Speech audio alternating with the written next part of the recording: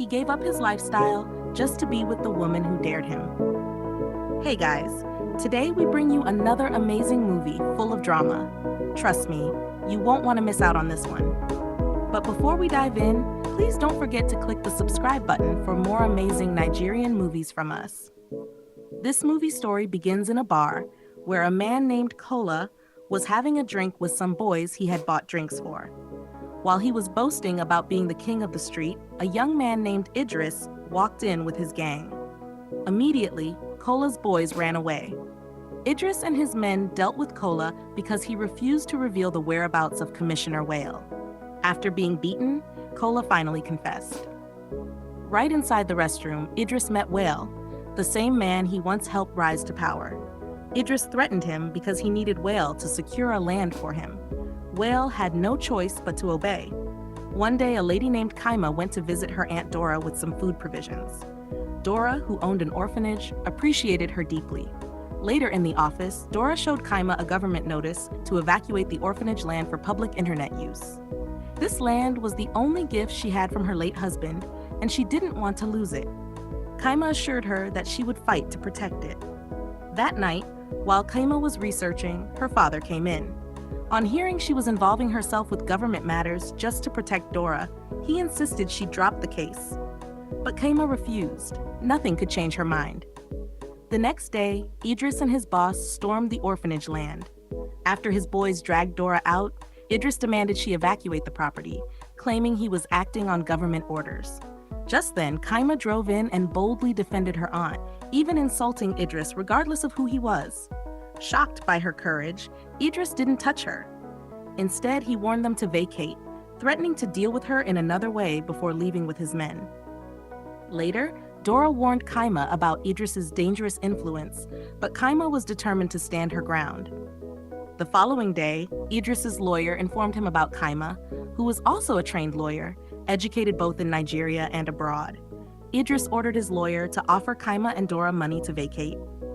Later, Kaima and Dora met Idris and his lawyer. They were offered 100 million naira, but Kaima rejected it. She insulted Idris and told him to buy another land, but Idris insisted he wanted that particular one. Kaima and Dora walked away. In the car afterward, Dora seemed disturbed. When Kaima asked why, Dora explained that from the way Idris looked at her, it was obvious he was drawn to her. Kaima dismissed it, but Dora prayed she would meet a man who would love her as much as her late husband did. The next day, Idris requested another meeting with Kaima, but she refused. Instead, he called her directly. Kaima hung up, insisting they would meet in court. Soon after, Idris confronted Kaima privately in his car, asking her to represent him in a legal case. He confessed that her boldness and courage attracted him, but Kaima refused and left angrily. From then on, Idris began stalking her. One day, as Kaima was walking away from him, a speeding car almost knocked her down. Idris saved her just in time. He insisted on escorting her home, even down to her room, until her father walked in and threatened to call the police. Idris left, unshaken. Later that night, Idris asked his boys about the car that almost hit Kaima, but they found no plate number. He promised to track it down.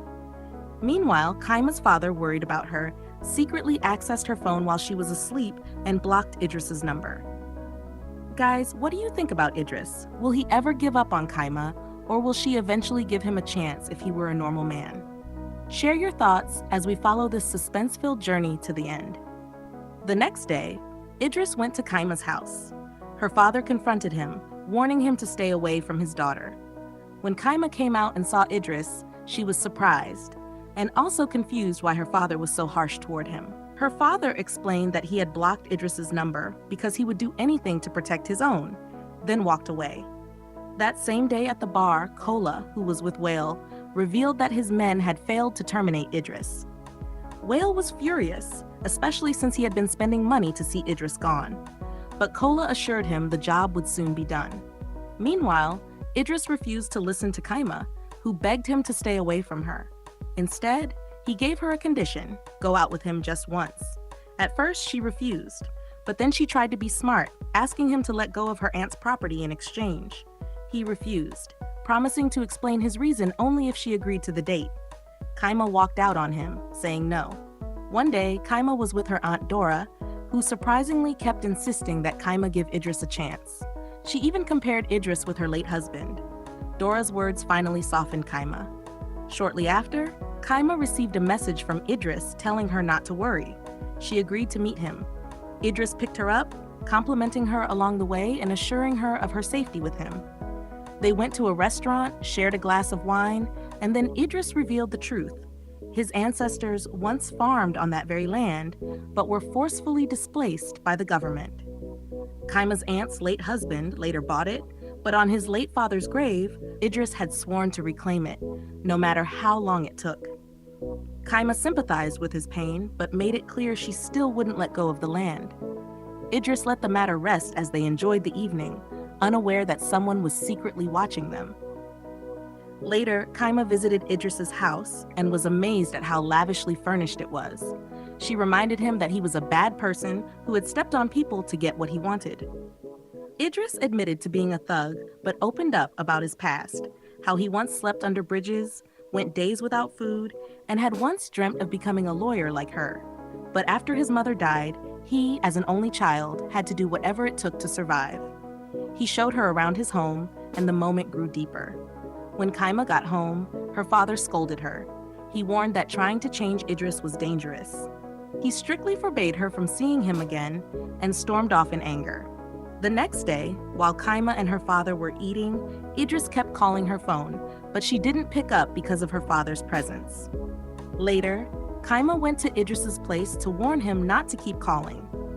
But because of the strong connection between them, Idris persisted and kissed her. She couldn't resist, and they shared an intimate moment. Afterward, while dressing, Kaima told Idris she wasn't giving up on the land case. She admitted what happened between them was wrong, but Idris kept confessing his love for her. Kaima told him he would have to change because she couldn't be with a criminal. Idris promised to change, not just for her, but for himself. Kaima agreed to help him, and they both expressed their love. The next day, Idris called his boys and announced that they would be quitting their criminal business to switch into hospitality. His boys were shocked. Days later, Kaima went with Idris to see her father. Idris greeted him respectfully as Kaima explained that Idris had promised to change and start afresh. Her father didn't believe it, demanding proof. But Idris assured him he was ready to give up everything for the woman he loved. That night, however, Idris's boys confronted him. They weren't happy about giving up everything they had built.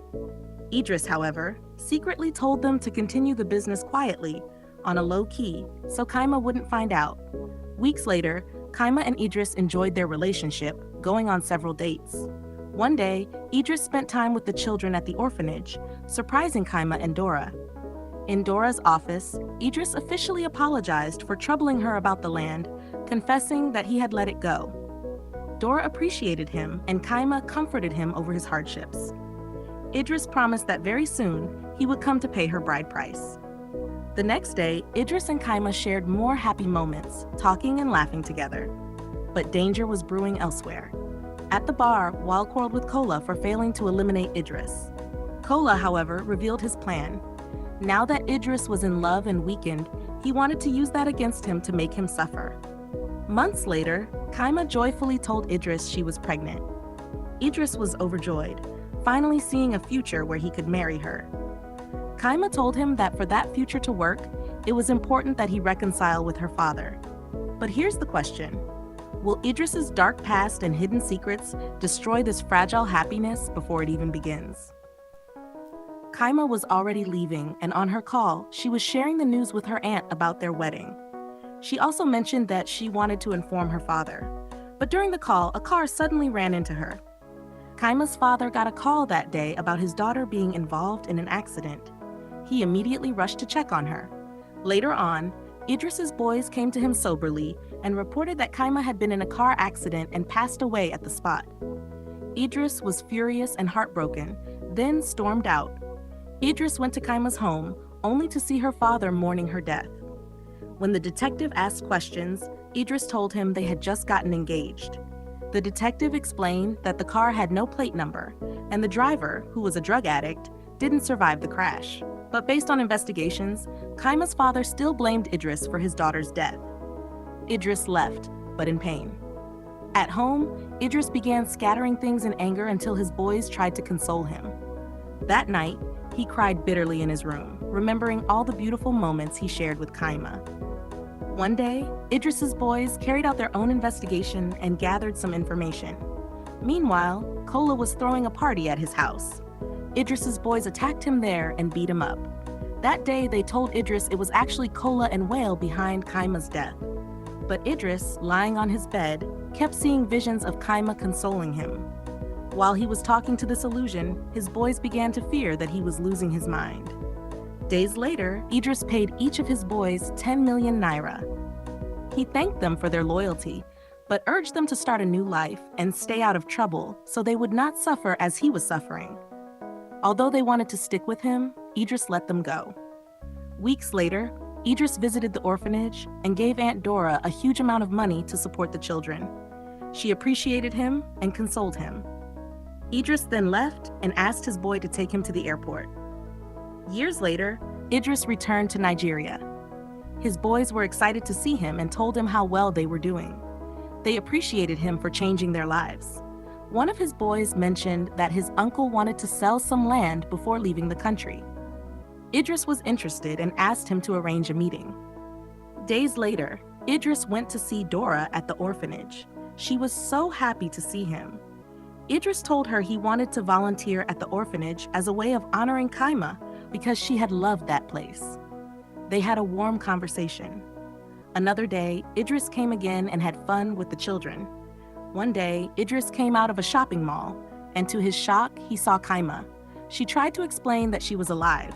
Her father had faked her burial to protect her, so that whoever wanted her dead would back off. She said her father did it for her safety.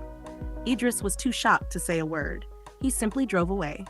He went to the orphanage and scolded Dora for not telling him Kaima was alive. He accused her of letting him suffer, making him look like a fool, mourning the living. Then he stormed out in disappointment. That same day, Kaima's father was on a call, arranging for his daughter to leave the country. From Abuja, he threatened to hold someone responsible if anything happened to her. Later, Idris told his boys what happened, though he found it hard to believe. Not long after, Kaima herself walked in. Kaima explained that she had been in the hospital for months and was not allowed to use a phone to reach out to him. Her father had been trying to protect her. She added that her father wanted her to travel out of the country, but because she couldn't live without Idris, she found her way back to him. Sadly, she had lost her baby. At first, Idris didn't want to continue their love, and Kaima was ready to walk away. But after a long conversation, they reconciled and embraced their love once again. The moral lesson of this movie is that true love requires sacrifice, trust, and patience. But when lies and fear are used to protect love, they can cause more pain than healing. Love should be nurtured with honesty, courage, and forgiveness. Thanks for watching, guys. Please don't forget to subscribe for more amazing Nigerian movies from us. Till we meet again, bye.